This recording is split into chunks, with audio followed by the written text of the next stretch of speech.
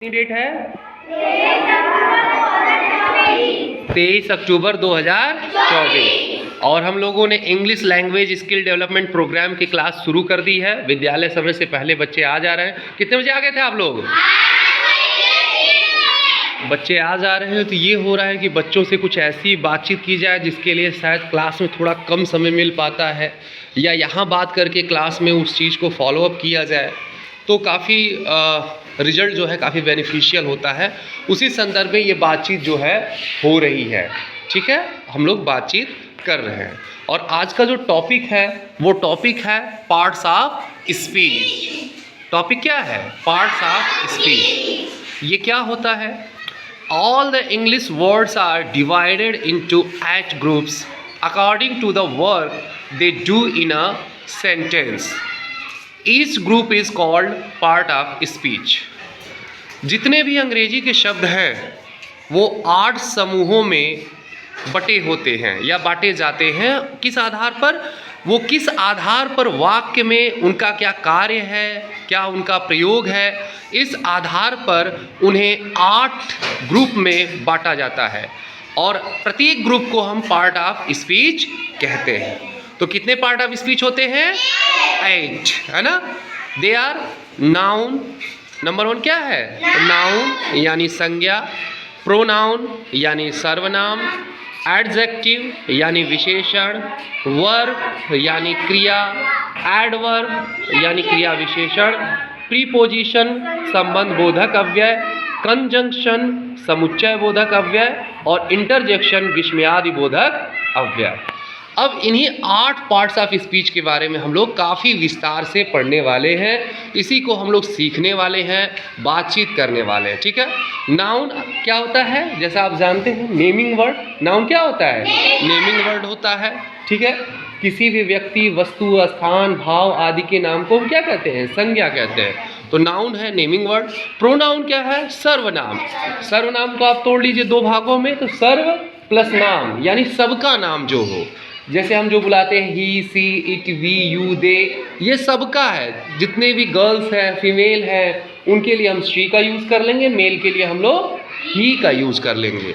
तो ये सबका नाम हो जाता है जो नाउन के बदले यूज़ किया जाता है, नाउन के प्लेस पर यूज़ किया जाता है, उसे हम प्रोनाउन कहते हैं। एडजेक्टिव क्या होता है? जो नाउन या प्रोनाउन की विशेषता बताता है। इन अ सेंटेंस एडजेक्टिव वो होता है जो नाउन या प्रोनाउन की विशेषता बताता है। और वर्ब क्या होता है? क्रिया। क्रिया क्या होती है? कि कार्य का होना और करना पाया जाता है, या तो टू बी होगा या तो टू डू होगा। और एडवर्ब क्या है? एडवर्ब जो है मॉडिफाइज, है ना, मॉडिफाइज द वर्ब्स, है ना, वर्ब को जो है वो मॉडिफाई करता है एडवर्ब। प्रीपोजिशन क्या है? जो नाउन का नाउन से, नाउन का प्रोनाउन से, है ना, या नाउन का अदर वर्ड से जो रिलेशन बनाए वो क्या कहलाता है? प्रीपोजिशन। जैसे ऑफ, इन, ये सब। ठीक है, अंडर, ये सब क्या है? प्रीपोजिशन। कंजक्शन क्या है? जो 2 शब्दों या 2 सेंटेंसेस को जो जोड़ता है, जैसे एंड, बट, आर, है ना, ये सब जो है कंजक्शन है। और इंटरजेक्शन क्या है? जिससे हमें आश्चर्य का एहसास हो, खुशी का एहसास हो और अचानक जिस एहसास को बोले उसको इंटरजेक्शन कहते हैं। ठीक है, समझ आई बात? अब इसके कुछ एग्जाम्पल्स हैं। एग्जाम्पल्स क्या है? जैसे एग्जाम्पल है आई लव माई कंट्री, मैं अपने देश को प्रेम करता हूँ। तो यहाँ पे जो प्रेम करना हुआ लव, वो क्या है? वर्ब। यहाँ पे जो लव का यूज हुआ है वो वर्ब के रूप में यूज हुआ है। लेकिन जब हम बोलते हैं सी इज माई लव, वह मेरा प्यार है ना, हमारी बहन है या बेटी है या पत्नी है, उसके लिए हम बोल रहे हैं सी इज माई लव, वह मेरा प्यार है। तो यहाँ पे जो ये लव वर्ड है ये नाउन के रूप में यूज हुआ है, जो आगे आप समझेंगे। ऑब्स्ट्रैक्ट नाउन है ये। ठीक है, नेक्स्ट है this is a fast train. अब जो ट्रेन है वो नाउन है, और कैसी ट्रेन है? फास्ट ट्रेन है। ट्रेन की विशेषता बता रहे हैं यहाँ पे, है ना, कि ट्रेन कैसी है? फास्ट। तो इसे यहाँ पे फास्ट क्या है? एडजेक्टिव है। लेकिन वहीं द बॉय रन्स फास्ट, यानी लड़का दौड़ता है, और कैसे दौड़ता है? तेज, फास्ट।